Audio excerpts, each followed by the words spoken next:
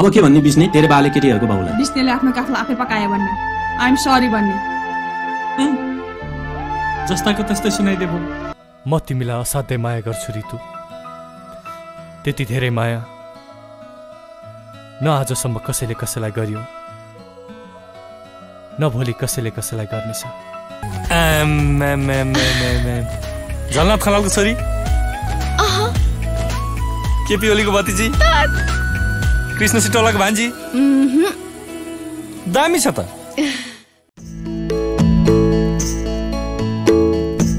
सानैदेखि अभिनयको तिर्खा बोकेका जीवन लुइटेल।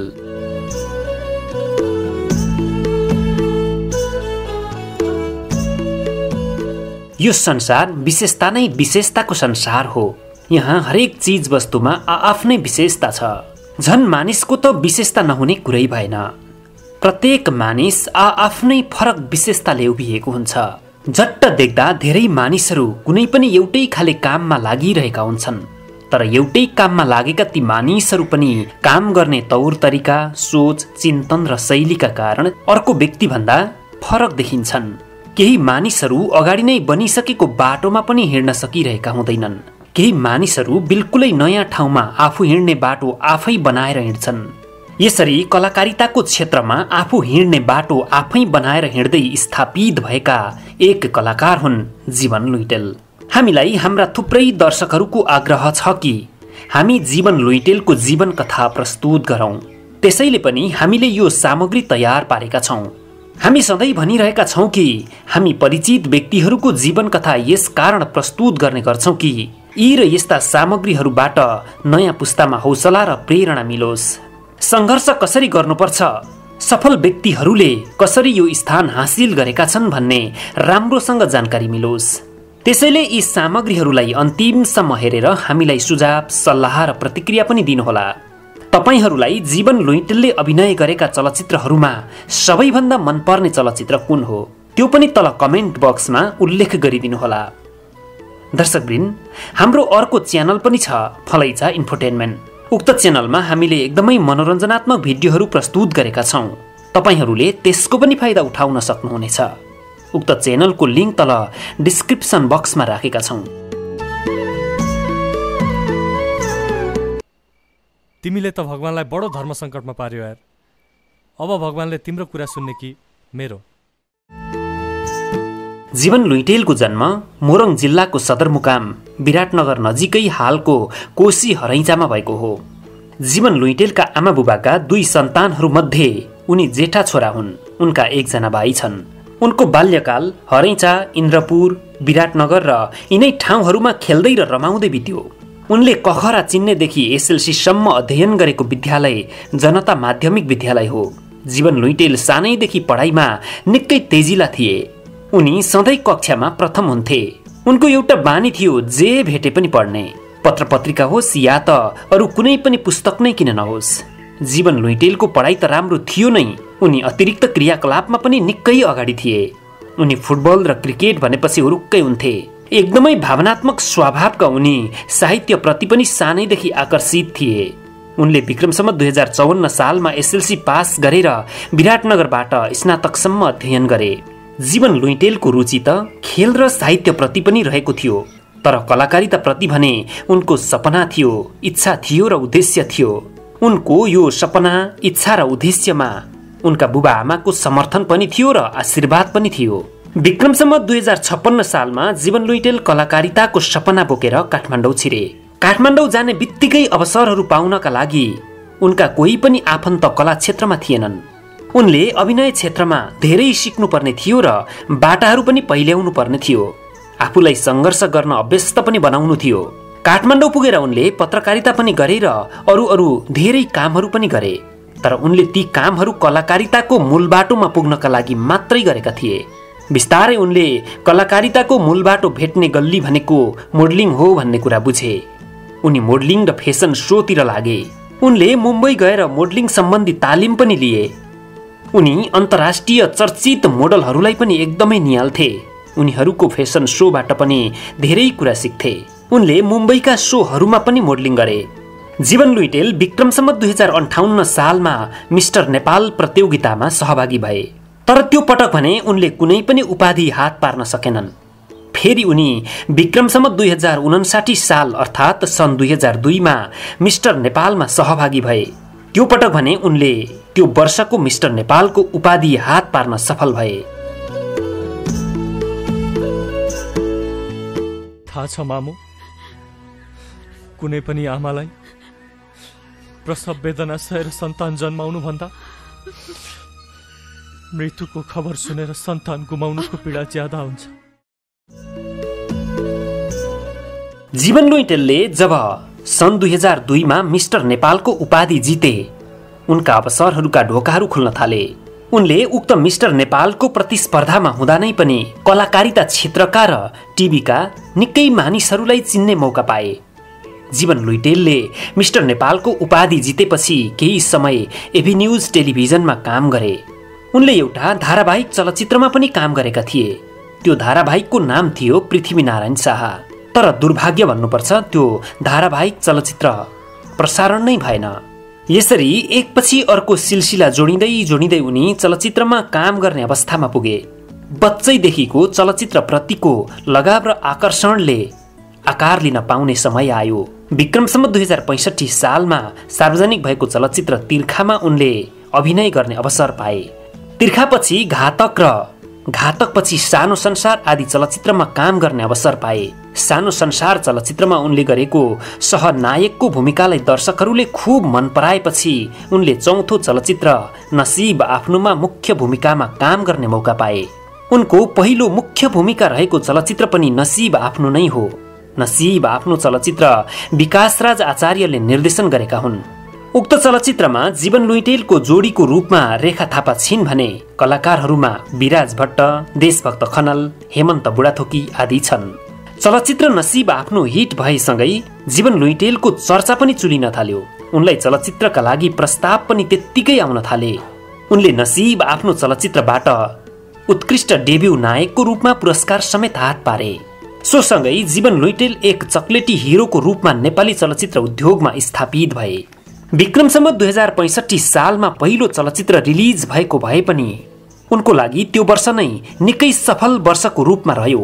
जीवन लुइटेलले अभिनय गरेका 4वटा चलचित्रहरू सोही वर्ष सार्वजनिक भए। सार्वजनिक मात्रै भएनन्, सोही वर्ष उनी पुरस्कृत समेत भए। एउटा कलाकारलाई पुरस्कारले निकै ठूलो महत्त्व राख्छ। पुरस्कारलाई कलाकारको सफलता र असफलताको कसीको रूपमा पनि लिने गरिन्छ। पुरस्कार प्राप्त गरिसकेपछि पुरस्कृत भएको कलाकार भनेर विभिन्न सञ्चार माध्यमहरूले पनि राम्रो ठाउँ दिन्छन्। त्यसले झन् चर्चामा ल्याउँछ। चर्चाले कलाकारलाई हौसला पनि दिन्छ भने अर्कोतिर चर्चित कलाकारको पछाडि निर्देशक र निर्माता पनि लाग्छन्। जीवन लुइटेलको कलाकारितामा पनि यस्तै भयो। त्यसपछि उनले चलचित्र पाउनका लागि कुनै पापड बेल्नु परेन।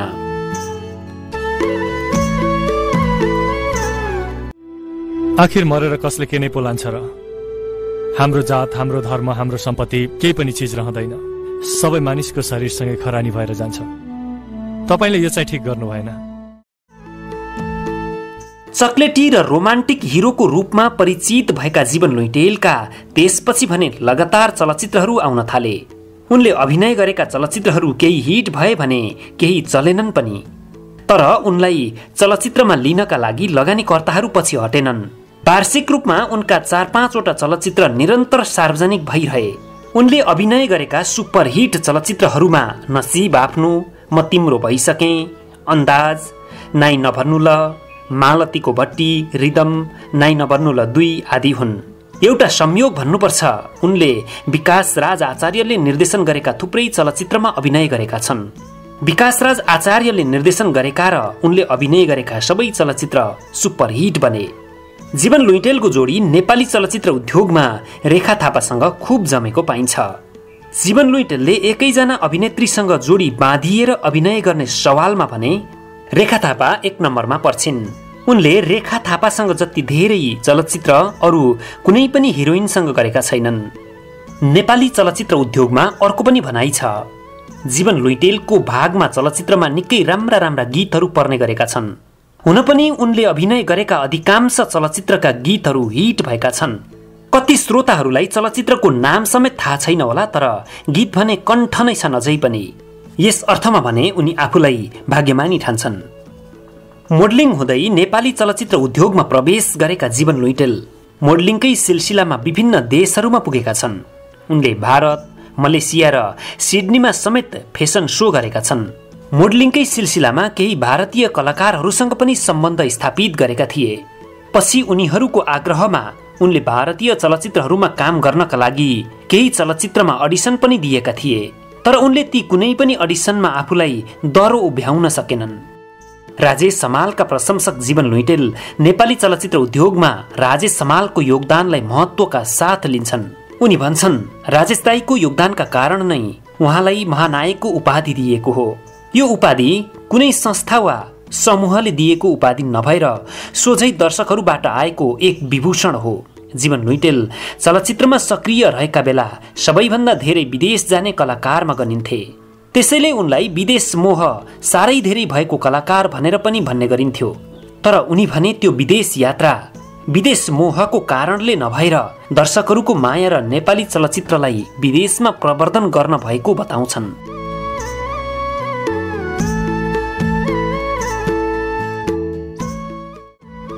मानिसहरूको स्वभाव आआफ्नै हुन्छ। जीवन लुइटेल वास्तविक जीवनमा नै रमाउने स्वभावका छन्। उनी कलाकारितामा सक्रिय हुँदा पनि पशुपतिनाथको मन्दिर साह्रै धेरै गइरहन्थे। केही आलोचकहरूले उनको यो स्वभावलाई लिएर निराशावादी कलाकार समेत भन्ने गरेका थिए। तर यो बारेमा उनको आफ्नै तर्क छ। उनी भन्छन्, मेरो जीवन पर्दाभित्र मात्रै सीमित हुँदैन। वास्तविक जीवन र पर्दाको जीवन एउटै होइन। वास्तविक जीवनमा रमाउने तरिका मानिसहरूका फरक फरक हुन सक्छन्। म बिल्कुलै सादा जीवनमा रमाउन सक्छु। तपाईलाई कतिखेर चाहिँ आफू हिरो हुँ जस्तो लाग्छ भनेर प्रश्न गर्दा उनी भन्छन्, चलचित्रको पर्दामा र दर्शकहरू वरिपरि भएको बेला चाहिँ मलाई हिरो महसुस हुन्छ। त्यसभन्दा बाँकी समय आफू केही पनि होइन, अति सामान्य हुँ जस्तो लाग्छ। वास्तवमा हिरो महसुस गरिने समय साह्रै छोटो हुन्छ र सामान्य मानिस महसुस हुने समय धेरै हुन्छ। उनी आफूलाई सडकको कलाकार हुँ भन्छन्। जीवन लुइटेल साहित्यिक मन भएको हिरो भएको कुरा हामीले माथि नै उल्लेख गरिसकेका छौं। उनी सुटिङ नभएको बेला बौद्धिक मानिसहरूको विचार सुन्न र विभिन्न गोष्ठी र साहित्यिक सम्मेलनमा पनि सहभागी हुन खुब रुचाउँछन्। उनी भन्छन्, जीवन एउटा सिकाइकै सिलसिला हो। जहाँबाट केही नयाँ कुरा सिक्न पाइन्छ त्यहाँबाट सिक्ने हो। मोरङबाट काठमाडौँ नै नगई क्याम्पस पढ्दा ताका नै पनि उनी कविता लेख्थे र सुनाउँथे। त्यो बेला उनले आफ्नो साहित्यिक नाम बैशाखी राखेका थिए।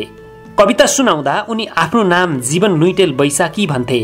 अभिनय क्षेत्रमा लागेपछि उनले आफ्नो नामको पछाडिको बैशाखीलाई हटाए। जीवन लुइटेलको एउटा कविता संग्रह पनि प्रकाशन भएको छ। उनले आफ्नो कविता संग्रहको नाम नायक राखेका छन्।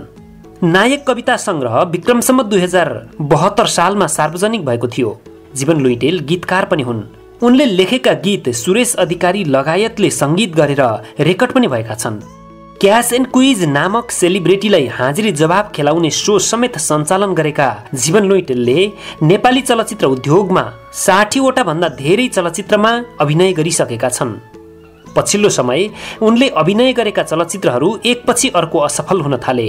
उनलाई विषयवस्तु र कथामा ध्यान नदिई सङ्ख्यामा मात्रै ध्यान दिन थालेको आरोप लाग्न थाल्यो। त्यसपछि उनले चलचित्रको सङ्ख्यालाई पनि कम गरेका थिए।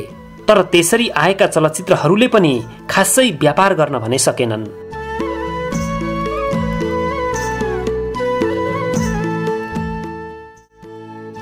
जीवन लुइटेलले आफ्नी प्रेमिका अञ्जली शर्मासँग विक्रमसम्म 2064 सालमा प्रेम विवाह गरे। अञ्जली शर्मा पेसाले एयर होस्टेज हुन्। जीवन लुइटेल र अञ्जली शर्माका 2 सन्तान छन्। पहिलो सन्तानको रूपमा छोरा छन् रिदान र दोस्रो सन्तानको रूपमा छोरी छिन् जारा। विगत 4-5 वर्षदेखि जीवन लुइटेल आफ्नो परिवारसँग अमेरिकामै बसोबास गर्दै आएका छन्। अमेरिकामै बसोबास गर्न थालेका उनी निकै लामो समय गुमनाम बसे। यतिसम्म कि उनले लामो समयसम्म सामाजिक सञ्जालमा समेत आफूलाई निष्क्रिय राखे। हुन त यसको कारण के हो उनी आफै जानुन्।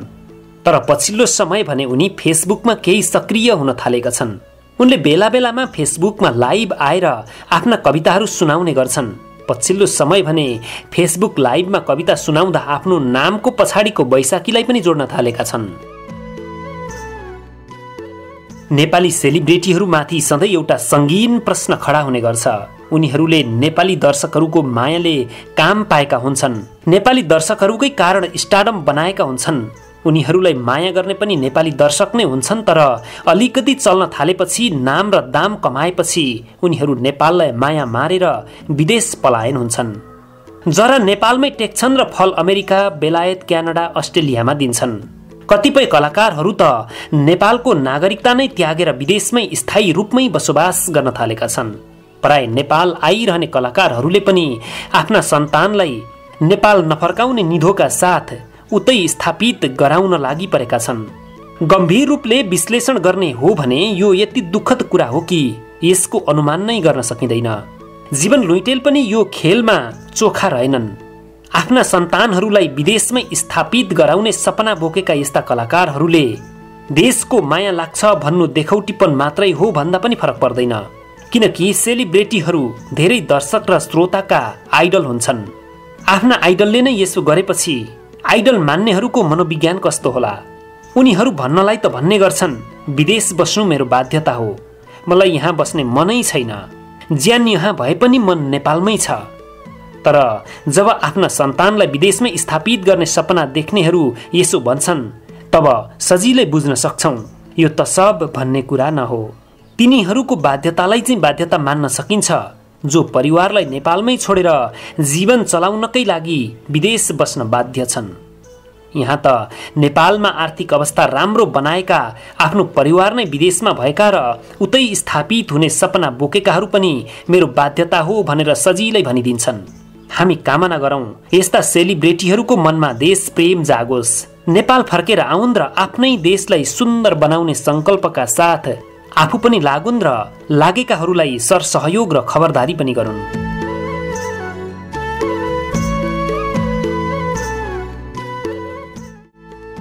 हामीले नेपाली चलचित्र उद्योगका निकै चलेका चक्लेटी कलाकार जीवन लुइटेलको जीवन कथा यहाँ प्रस्तुत गर्यौं।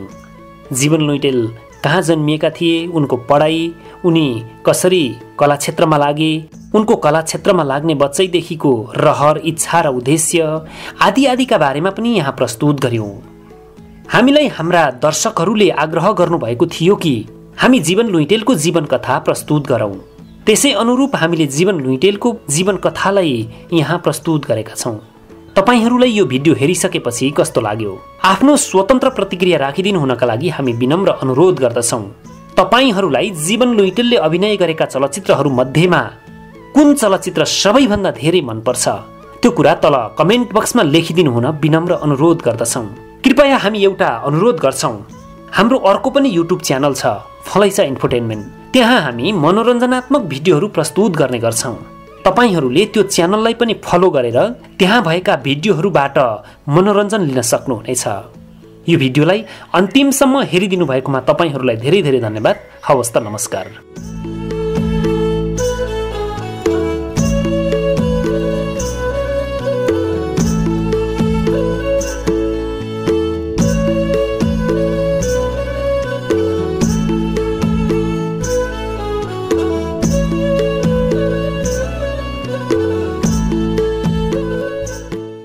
शब्दहरूको जादुमा मनोरञ्जनको सङ्गम, फलैचा इन्टरटेनमेन्ट।